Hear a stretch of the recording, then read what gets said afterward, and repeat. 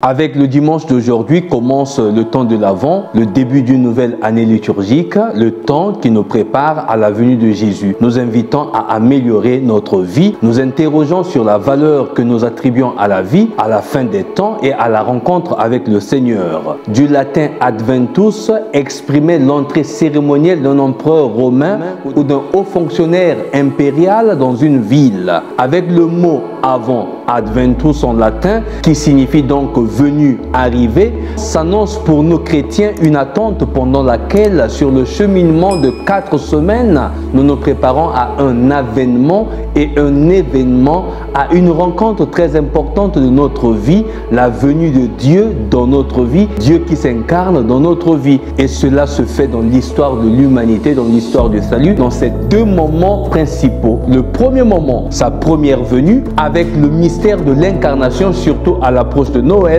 nous invite à accueillir le Verbe fait chair en nous pour accomplir pleinement les promesses antiques et nous ouvrir complètement les voies du salut éternel en faisant de nos familles des crèches vivantes et ambulantes qui l'accueillent. Le deuxième moment, c'est sa dernière venue eschatologique avec le mystère de la rédemption au fur et à mesure que s'approche la fin de notre existence terrestre, nous invite à veiller et à nous préparer chaque jour pour accueillir le Seigneur à la fin des temps en vivant chaque jour qui passe comme si c'était le dernier. Alors l'évangile de ce jour nous rappelle aussi la venue finale du Seigneur dont on ne sait pas le moment exact, quand exactement il arrivera. C'est pourquoi le devoir de vigilance est recommandé. Ce n'est pas par hasard que Jésus répète 3 fois dans l'évangile de ce jour, veillez, au verset 33, au verset 35 et au verset 37. Il ne s'agit pas seulement de la venue eschatologique du Seigneur ou de la fin du monde, dont on ne sait pas quand elle aura lieu exactement. Une chose est sûre et certaine, le monde passera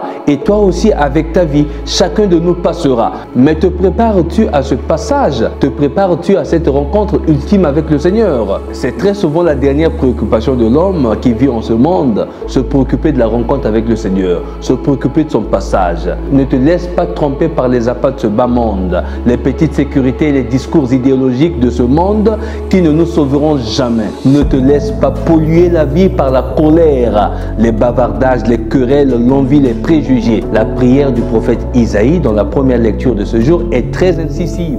Pourquoi, Seigneur, nous laisser errer loin de tes voies et endurcir nos cœurs? Si tu déchirais les cieux et descendais, voici tu es en colère parce que nous avons péché contre toi depuis longtemps et que nous avons été rebelles. Tous nous étions comme des êtres impurs et nos bonnes actions comme du linge souillé. Tous nous nous flétrissons comme des feuilles mortes et nos fautes nous emportent comme le vent.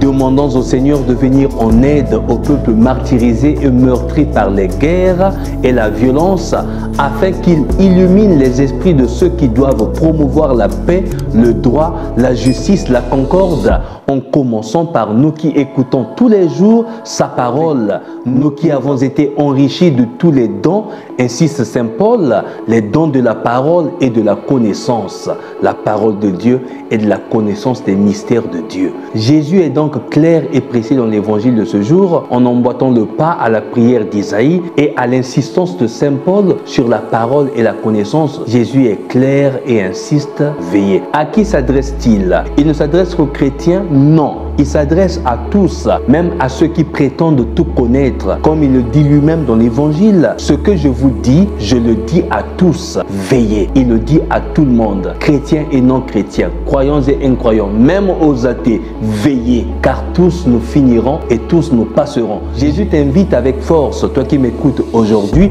à bouger, à te laisser mouvoir, à ne pas t'arrêter, à ne pas t'asseoir et à ne pas t'endormir dans le lit de tes idées et de tes préjugés. Répète-t-il, cette vie est en mouvement. Ne retiens pas tes forces au-dedans de toi, donne-toi à faire. Mets-toi au travail, active-toi, fais ce que tu as à faire, investis-toi, va plus loin. Ne t'arrête pas à ce que tu crois avoir compris. Il n'y a qu'un seul statut dans le monde où on ne se trompe jamais, on ne fait pas d'erreur, on ne dérange pas, on ne bouge pas, on ne risque risques rien. Dans ce statut, tout le monde dira du bien de toi, te mettra parfaitement à l'aise, car tu es immobile, tu ne consommes pas, tu ne te trompes pas, tu ne fais pas de confusion, tu es parfaitement gérable. Mais quel est ce statut-là? Sais-tu de quel statut il s'agit ici? Eh bien, c'est quand tu es mort ou quand tu es morte. Est-ce seulement ce statut que toi tu attends pour prendre conscience? Entre-temps, les morts ne prennent pas conscience. Ce sont les vivants qui prennent conscience et qui décident de changer, d'améliorer, de se convertir. Les morts n'ont plus rien à faire. Les morts ne se convertissent plus parce qu'il est déjà trop tard. Après la mort, on ne peut plus rien faire. Jésus te dit aujourd'hui, réveille-toi, ne t'endors pas, marche, choisis, commets des erreurs aussi si possible, mais relève-toi,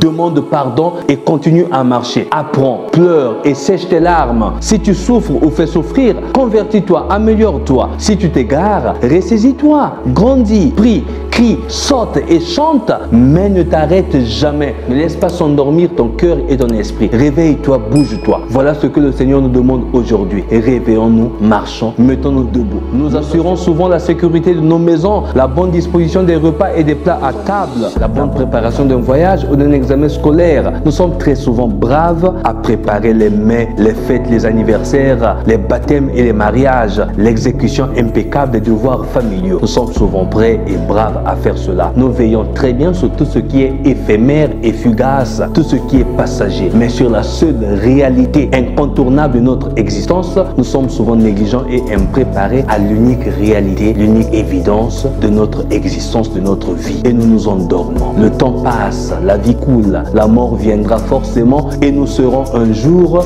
devant le tribunal de notre conscience, devant le tribunal de Dieu, devant le tribunal de l'histoire. Si les morts pouvaient se réveiller, peut-être qu'un seul mort suffirait pour nous instruire à ce sujet, un petit témoignage de leur part sur ce qu'ils vivent au-delà du temps, au-delà de cette vie. Eh bien, cela nous suffirait pour nous secouer et nous réveiller. Mais hélas, cela n'arrivera pas. Il est temps que chacun et chacune de nous sorte de sa somnolence et se réveille pour prendre son destin et la vie en main. Le temps passe, ne nous laissons pas endormir par les appâts de ce bas monde, mais réveillons-nous, prenons notre vie en main. Réveillons-nous dans la foi, dans l'espérance et la charité. Seulement en faisant cela que nous serons prêts à accueillir le Christ qui vient à Noël pour habiter dans nos cœurs. Nous devons nous efforcer pendant ces 4 semaines de préparation du temps de l'Avent à faire de nos cœurs et de nos familles des crèches qui accueilleront le Messie et présenteront le Messie au monde. Que Dieu vous bénisse, chers frères et sœurs. Priez pour moi comme je prie pour vous. Abbé Stephen Yanil Nkodia, serviteur inutile.